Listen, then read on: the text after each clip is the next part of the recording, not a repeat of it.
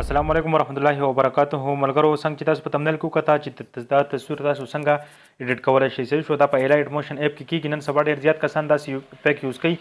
نو سملګرو پوښتنه هم کړې و زموږ په کمنټس کې غوښتنه کړې و چې یاره دغه شانته کې ټوټوریال موږ راوړو د پیک دپاره نو دغه ویډیو د سره پوره ګورئ انشاءالله په دې ویډیو کې موږ تاسو دغه طریقه ښودلې ده صحیح شو ټول نه مخکې به تاسو راشئ الایټ موشن اپ ځان سره اوپن کړئ که چا سره نوی لینک به ډسکرپشن کې در کوم دغه ځای الایټ موشن اپ ځان سره ډاونلوډ کړئ صحیح شو د هغه نه پس به دلته کې تاسو سمپل لاندې پلس آیکن باندې به کلیک واخلئ دلته کې تاسو خپل ریشو سلیکټ کړئ چې په کوم ریشو کې تاسو ویډیو سازوئ نو زه 9:16 ریشو سلیکټ کوم د هغه نه پس په کریټ لاندې په کریټ پروجیکټ باندې به کلیک واخلئ چې په کریټ پروجیکټ هم کلیک واخلئ په پلس آیکن باندې دلته کې لاندې کلیک واخلئ او په دې کې تاسو ایمیج اینډ ویډیو باندې کلیک واخلئ خپل پیک به راواخلئ په کوم پیک باندې چې تاسو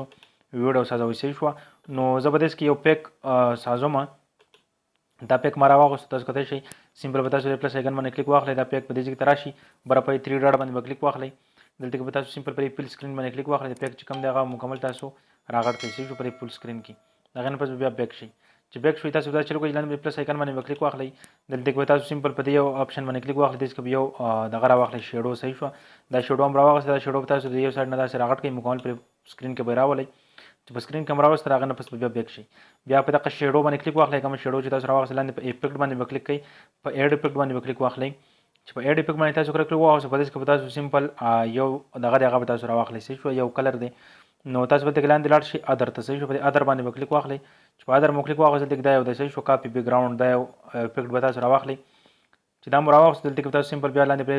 سټینډرډ سیټینګ باندې کلیک واخلئ صحیح شوه چې په دې مو کلیک واغوسته نه بیا بیک شئ صحیح شو دې نه چې کله بیک شوئ بیا په دغه د شیډو باندې یو پرې کلیک واخلئ بلینډینګ باندې به تاسو سمپل لاندې کلیک واخلئ دې کې تاسو لاندې لاړ شئ او دلته کې آپشن دی تاسو کولی شئ ډیفرنس په ډیفرنس باندې به تاسو کلیک واخلئ په دې کې تاسو په دې آپشن باندې کلیک کوئ صحیح شو چې په دې مو کلیک کړو دا به داسې بلیک شي د هغه نه پس بیا بیک شي سمپل به په دې شیډو باندې یو پرې بیا کلیک واخلئ لاندې په افیکټ باندې به تاسو کلیک کوئ د هغه نه پس په ایډ افیکټ باندې به کلیک واخلئ د هغې نه پس به تاسو دلته کې بلر باندې کلیک واخلئ صحیح شو بلر چې کلیک واخلئ دلته کې تاسو کولی شئ دا یو چې کوم دی د اولنی افیکټ دا یو به تاسو په دې باندې به کلیک کوئ لاندې په سټینډینګ سیټینګ باندې به کلیک واخلئ صحیح شوه چې په سټینډینګ سیټینګ باندې مو کلیک واخلئ دا به داسې شي صحیح شوه د هغه نه پس به بیا تاسو بیک شئ چې بیک شو بیا سمپل په دغې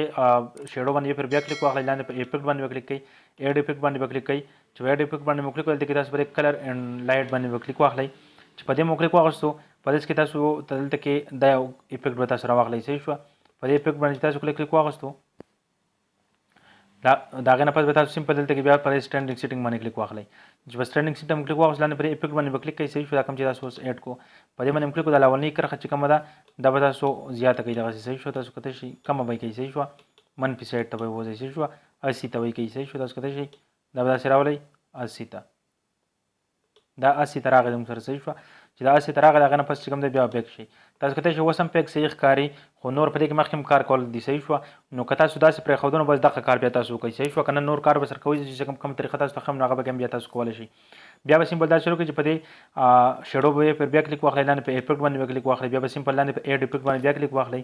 چې په ایډ افیکټ باندې کلیک واخیستو دغلته به سمپل تاسو بیا په دغه کلر باندې کلیک واخلئ